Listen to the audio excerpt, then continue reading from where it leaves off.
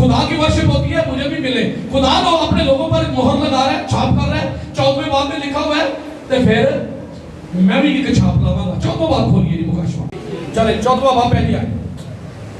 फिर मैंने निगाह की तो क्या देखता हूं कि वो भर्रा सय्यून के पहाड़ पर खड़ा है और उसके साथ 1,44,000 शख्स हैं जिनके माथे पर उसका और उसके बाप का नाम लिखा हुआ है।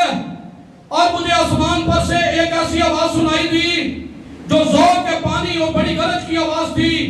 जो आवाज मैंने सुनी वो ऐसी थी जैसे बरबत नवाज बरबत बजाते हैं।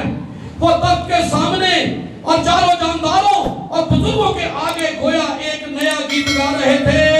और उन 1,44,000 शख्सों के सिवा जो दुनिया में से, बोलिए, खरीद लिए गए थे, कोई उस गीत को ना सीख सका। तो यहां ये अददी बातें हैं बाइबल के अंदर। मुख्तलिफ अदद इस्तेमाल हुए। 5 का अदद इस्तेमाल हुआ, 3 का, 4 का, 7 का, 12 का, 40 का। तो ये अददी लैंग्वेज है जो कि एक अलग टॉपिक है, लेकिन बात असल में ये है कि ये 1,44,000 की बात हो रही है। तो यहाँ नीचे ये भी लिखा है, ये वो है जिन्हें क्या किया गया है, सुने, खरीद लिया गया है। क्या लिखा हुआ है, खरीद लिया गया है। बोल बोल के थके थे नहीं ना कहता, तो आपको थकना नहीं है। 1,44,000 नहीं, पूरी दुनिया में से खुदा के खरीदे हुए लोग। क्या जी, खुदा के खरीदे हुए। तो 1,44,000 नहीं। और आगे जाके और भी मामले लिखे हैं, चले मैं कल उस मामले पे नहीं पढ़ता हूँ कि ये औरतों से आलूदा नहीं हुए और ये वो बारे, ये कुंवारे हैं, ये वो, और उसके ऊपर बात की है। तो कुंवारी जान गए। सिर्फ छोटी सी बात करता हूँ, आदम को हवा कौन लाके आया सी, कौन लाके आया सी? भाई क्या कहा, ऐ तेरी बीवी है, तो ये गुनाह है, बोलिए। तो डालते क्यों, बोलो तो ये गुनाह है? और भाई खुदा का है, खुदा ने कहा, बल्कि उन्हें कहा बढ़ो और फलो और जमीन को मामूर करो। ये पाकिज़गी की हालत है, ये पाकिज़ा रिश्ता है। किसने कह दिया? और ऐसी सोच रखने वाले, असल में मामला, और ये बात गलती नहीं है, असल मामला ये है कि उनकी सोच गलती है और नापाकी उनके अंदर बसी है और खुदा के खिलाफ भी बोलते हैं। अरे आदम के पास खुदा हवा को लाया है और आप कहते हो खुदा उन्हें बरकत दे रहा है, और आप ये कहते हो कि जो कमाने यानी कि जिनकी शादी नहीं हुई है, ये आलूदगी नहीं, ये पाकिज़गी है और खुदा ने इसे मुकर्रर किया है। क्या लिखा है? शादी ब्याह इज्जत की बात समझा जाए, लिखा हुआ, ये नहीं लिखा हुआ। तो यहाँ बात खवारे की है कि असल में अगर आप पुराने आदम में पढ़े तो बुतों की परस्तिश करने वाले, बुतों की पूजा करने वालों ने कहा गया ज़ना का। क्या कहा गया? यानी खुदा को एक बीवी को छोड़कर कोई दूसरी के साथ करेगा तो क्या करेगा? तो ज़ना का बुत परस्तों को कहा गया है, यानी जिंदा खुदा को छोड़कर बुतों की परस्तिश करने वाले ज़नाकार, ये पीछे हमें बयान मिलता है। और इसलिए ने कहा गया कुंवारे, यानी इन्होंने दूसरों की तरह बुतों की परस्तिश नहीं की, इन्होंने हरामकारी नहीं की। ये मामला है। और सारी दुनिया में से जो लोग खरीदे गए, सिर्फ 1 लाख नहीं, पूरी दुनिया में से लोग खरीदे गए हैं। और उनके माथे पर क्या लिखा हुआ है? क्या लिखा हुआ है? जो खरीदे गए उनके माथे पर क्या है जी? और उसके बाप का नाम है। जो बर्रा के कौन से खरीदे गए हैं उन पर भी एक छाप है, और छाप ये है उन पर बर्रा का और उसके बाप का नाम लिखा हुआ है, जो ये बताता है कि हम खुदा के हैं।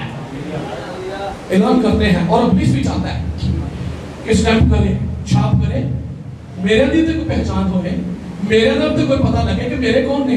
ये अब तक जाहिर नहीं हुई, लेकिन जो इस लफ्ज का माना है वो हमें बताता है कि ये जाहिरी है। लेकिन ये बात अलग है कि जब जो छाप करवा लेगा वो खरीदो खुद करे, दूसरा नहीं करा सकता। आइए आप 14 छठी आयत। फिर मैंने एक और फरिश्ता को आसमान के बीच में उड़ते हुए देखा, जिसके पास जमीन के रहने वालों की हर कौम और कबीला और अहले ज़बान और उम्मत के सुनाने के लिए अबदी खुशखबरी थी। और उसने बड़ी आवाज से कहा, खुदा से डरो और उसकी तमजीद करो, क्योंकि उसकी अदालत का वक्त, और उसी की इबादत करो जिसने आसमान और जमीन और समंदर और पानी के चश्मे पैदा किए। ऊपर लिखा हुआ है जमीन उम्मत के सुनाने के लिए अबदी खुशखबरी। आपके लिए खुशखबरी यह है, जो खून से खरीदे गए हैं वो दुनिया में से उठा लिए जाएंगे। खुशखबरी है आपके लिए, आपको दुनिया में रखा गया है, आप उस वक्त तक रहेंगे जब तक मसीह नहीं आएगा। ये बदन है, ये दुख देता रहेगा, इसमें बीमारी भी आ सकती है। ऐसा नहीं कि किसी पर आ जाए बीमारी, भाई सब तो देते नहीं, भाई सब तो देते नहीं, भाई सब तो अनुगे हो गए। सो हम मसीही कहलाते हैं, पर हम अपनी हालत पर जरा गौर करें, किस तरह बढ़ रहे। पर जिनके दिल में खुदा का कलाम बसता है वो आज भी खुदा के साथ चल रहे हैं। और हम बात करें स्टेप की, खुशखबरी आपके लिए क्या है? आगे बढ़ते हैं जी, नामिया है। फिर इनके बाद एक और तीसरे फरिश्ता ने आकर बड़ी आवाज से कहा कि जो कोई उस हैवान और उसके पुत्र की परस्तिश करे, क्या करे? हाँ, अब सुनना, जो कोई उस हैवान और उसके पुत्र की परस्तिश करे और अपने माथे या अपने हाथ पर उसकी छाप ले ले, वो खुदा के कहर की उस खालस में को पिएगा जो उसके गज़ब के प्याले में भरी गई है, और पाप फरिश्तों के सामने और बरा के सामने और आग और गंधक के अज़ाब में मुब्तला होगा, और के अज़ाब का धुआं तलवार होता रहेगा। जो सहवान और उसके पुत्र की परस्तिश करते हैं, जो उसके नाम की छाप लेते हैं, उनको रात दिन चैन किन पर छाप करेगा? जो उसकी परस्तिश कर रहे हैं, करेंगे भी, कर रहे हैं। बुद्ध की परस्तिश कहां हो रही है? खुदा के सिवा कोई परस्तिश के लायक है? भाई अगर कोई रसूल है, इज्जत की जगह है, क्योंकि खुदा ने मुकर्रर किया है। अगर मुकद्दस है, हमारे लिए इज्जत की जगह है, हम रसूल के नाम बड़ी ताज़ीम से लेते हैं। मुकद्दस लोग का कहकर पुकारते हैं, मुकद्दस रसूल, मुकद्दस थी, क्योंकि खुदा ने उन्हें मुकर्रर किया है, वो खुदा के भेजे हुए हैं। पर मुकद्दस होने का यह मतलब तो नहीं कि मुकद्दस को खुदा की जगह दे दी जाए। यस और नो? भाई ठीक है ना? एग्री है? ये खुदा की जगह किसी को नहीं दी जा सकती। यीशु मसीह की मां हमारे लिए काबिल एहतराम है। जिसको खुदा ने इज्जत दी है, उसकी इज्जत को कोई कम नहीं कर सकता। लिखा है, देख अब से लेकर हर ज़माने के लोग मुझको मुबारक कहेंगे। जैसे खुदा ने मुबारक कहा है, ना भी कोई करे तो उसकी इज्जत कोई कम नहीं कर सकता। खुदा ने उसको इज्जत दी है, खुदा ने मुबारक ठहराया है। पर मुबारक ठहराने का मतलब नहीं, फरिश्ता ने जब सलाम किया और फरिश्ता ने कहा सलामती तुझे पर, और उसने क्या कहा था? देख मैं क्या हूं? खुदा की बंदी हूं। बंदी और बंदे का मतलब है मैं खुदा की बंदगी करने वाला हूं। वो आप कहती है मैं खुदा की बंदगी करने वाले हूं, मैं तो खुदा की वर्शिप करने वाले हूं, मैं तो खुदा को सजदा करने वाले। एक मामला उठा है, वो दी बंदगी शुरू हुई। चर्च के अंदर बुद्ध को दाखिल किया, लिखा है जब तुम उस मतलूब चीज को मुकद्दस मकाम में खड़े देखो तो समझ लो उसका उजड़ जाना करीब है। ये दाखिल किया गया है चर्च में। शैतान तो अपना काम कर रहा है, ये मुखालफत नहीं है, लेकिन जब काम करता है तो हम, मेरी जिम्मेदारी है कि हम लोगों को होशियार करें। मां कहा जाए, कुछ भी कहा जाए, मैंने पहले कहा कि उसकी इज्जत को कम नहीं कर सकता कोई भी, और ना ही इस तरह से हम करके इज्जत बढ़ा रहे, बल्कि खुदा का कहर ऐसे लोगों पर होता है, खुदा का गजब ऐसे लोगों पर भड़कता है। इब्लीस पर क्यों गजब भड़का? तुमने ये कहा कि मैं खुदा के तक से बड़ा बनाऊंगा, तेरे दिल में घुमंड आया, मैं आसमान पर चढ़ जाऊंगा। तू गंदगी की तरह इसलिए फेंका गया है क्योंकि तूने अपने दिल में ये सोचा है कि तू खुदा की मानद बन जाए। खुदा की वर्शिप किसी और को देना यानी खुदा के बराबर बनाना है। तो खुदा की साथ में कोई तीसरा चौथा शामिल नहीं। खुदा की साथ में कोई शामिल है तो वो कौन है? खुदा की साथ में बाप, बोलिए बेटा और रूह, उसके सिवा चौथा कोई शामिल नहीं है। और यहां पर लिखा है जो भी वर्शिप करेगा वो क्या करेगा? उसकी छाप भी ले। तकेना नहीं लगनी दे, जेड़े खुदा दे जिन्हां दे मोहर लगती उन्होंने नीचे लवानी। क्या लिखा है? उनको कत्ल करे जो नहीं लगेगा। और लोग देखिए किताब में लोग कत्ल हुए या नहीं हुए? भाई बोलिए, थोड़ा सा टाइम है आपको थोड़ा सा बोलना है। लोग खुदावंद की खातिर शहीद हुए या नहीं हुए? पतरस और यूहन्ना को मार पड़ी, पहले भाग रहे थे, डर रहे थे, खौफ था कि यहूदियों के डर से दरवाजे बंद करके बैठे हुए थे। मगर जब रूह को जिंदगी में आकर दलेरी दी और क्या कहने लगे? तो अदालत में मार पड़ी, अदालत में बेइज्जत किया गया, कहा यीशु का नाम लेकर बात ना करना, और फिर कर रहे, फिर उन्हें मारा गया।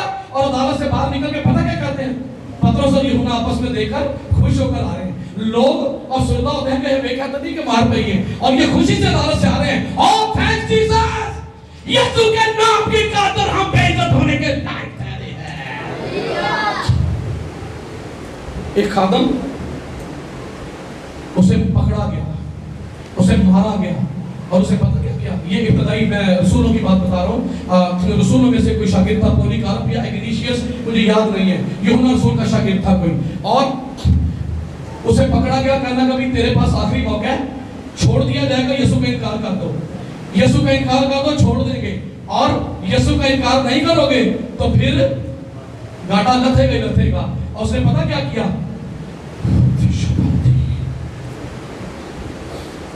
कहता है 82 साल हो गए मुझे खुदावंद में चलते हुए, 82 साल से मैं खुदावंद के साथ चल रहा हूं, और इन 82 सालों में मेरे खुदावंद ने एक बार भी बेवफाई नहीं की। आज दुख है तो मैं कैसे बेवफाई कर जाऊं?